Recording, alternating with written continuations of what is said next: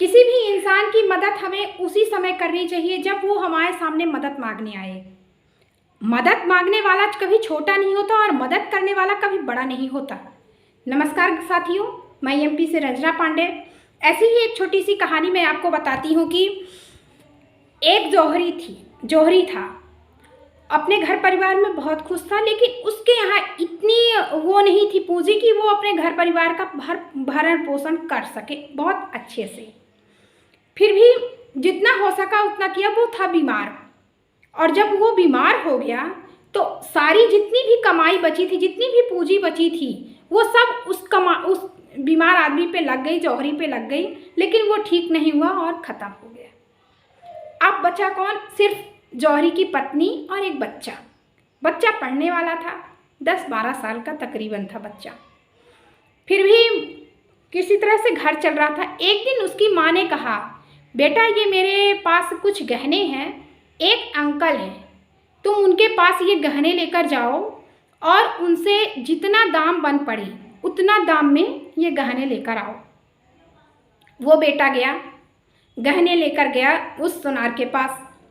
सुनार ने कहा, तुमने मेरे पास अपना समझ के आया है, तुम मेरे पास अपना समझ के आए हो, तो मैं तुमको ये बताता हूँ कि ये गहनों का दाम अभी सही नहीं है, अभी उतरा हुआ है, तो गहना बेचोगे या गहने का सही दाम अभी नहीं मिलेगा। तो तुम मेरा एक काम करो, इन गहनों की पोटली को ले जाओ और अपनी माँ को दे दो, और कल से तुम स्कूल जाते हो, स्कूल से जब वापस आना तो 2-4 घंटे मेरे दुकान में काम करो। जब गहने का सही दाम लगने लगेगा तब मैं तुमको बताऊंगा, तो तुम उस पोटली को ले आना और मैं सही दाम लगा के तुमको पैसा दे दूँगा। बेटा गया, माँ से बोला, बेटा, माँ ने कहा ठीक है। बेटा सुबह स्कूल से निकलता, टिफ़िन लेकर स्कूल जाता, स्कूल में पढ़ता, जब स्कूल से वापस आने लगता तो उस दुकान में 3-4 घंटे अपना समय देता और सीखता भी, कारीगरी का काम भी सीखता। इस तरह से उसका भरण पोषण होने लगा। वो सुनार ने उसको काम पे रख लिया और पैसा भी देने लगा उसके काम के मुताबिक, तो उसका घर चलने लगा। ऐसे ऐसे कुछ साल बीते, साल से महीने बीते।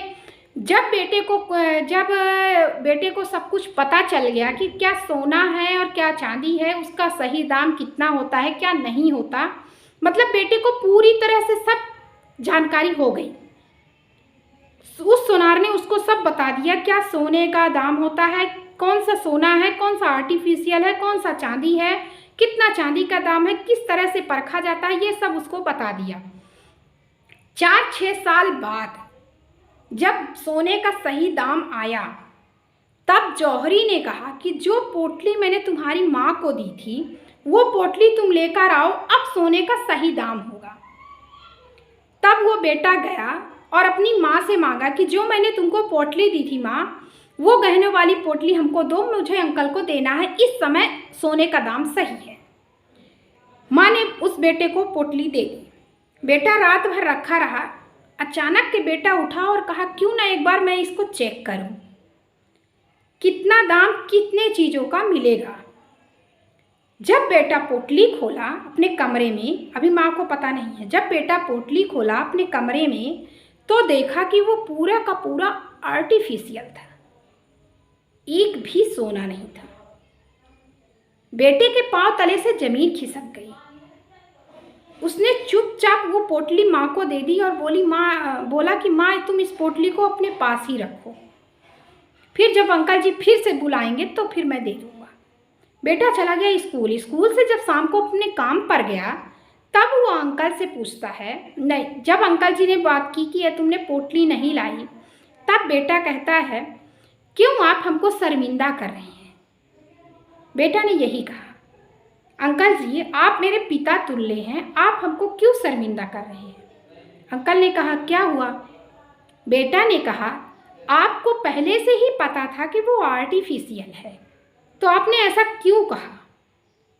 तब अंकल ने कहा, अगर मैं उस समय तुमको बता देता कि ये आर्टिफिशियल है तो तुमको ये भी लगता कि अंकल पैसा देना नहीं चाहते, हमारी मदद नहीं करते, फालतू की बात करते हैं। तुम हर दुकान में जाते पता करने, 20 राउंड लगाते, लेकिन तुमको ना तो दाम मिलता और ना ही पैसे मिलते, और तुम्हारा मन मेरे प्रति धूमिल भी हो जाता। तुमने मेरे साथ पास मदद मांगने आई थी, अपने पिता तुल्य समझ कर मांगने आई थी, तो मैं तुम्हारी उस समय अगर मदद नहीं करता तो तुमको बहुत बुरा लगता, इसलिए मैंने तुमसे तुम्हारी मदद की। और हमेशा किसी भी इंसान की कोई भी वैल्यू अच्छी हो या बुरी हो, वो उसी पर होती है, उसकी ईमानदारी पर होती है। कोई भी इंसान आपके पास अगर मदद मांगने आए तो कितनी भी आपकी स्थिति ना हो, मन ना हो इसकी मदद ना करूं, लेकिन आप मदद जरूर करिए। किसी भी इंसान की, किसी भी इंसान की, क्योंकि इंसान का पहला धर्म ही है इंसान की मदद करना। आपके पास है तब न वो आपके पास कुछ मांगने आया, अगर आपके पास नहीं होता तो वो आपसे मांगने कैसे आता। इसलिए हमेशा याद रखिए, जब भी आपके पास कोई हेल्प मांगने आए, मदद मांगने आए, तो उसकी मदद जरूर से जरूर करिए। यही इंसान का, इंसानियत का सच्चा धर्म है। बस आज इतना ही। वीडियो अगर अच्छा लगे तो प्लीज़ लाइक, शेयर और सब्सक्राइब करें। सब्सक्राइब करते समय बेल आइकन ज़रूर दबाएं और कमेंट ज़रूर करें। तब तक घर पर रहें, स्वस्थ रहें, सुरक्षित रहें। Bye bye.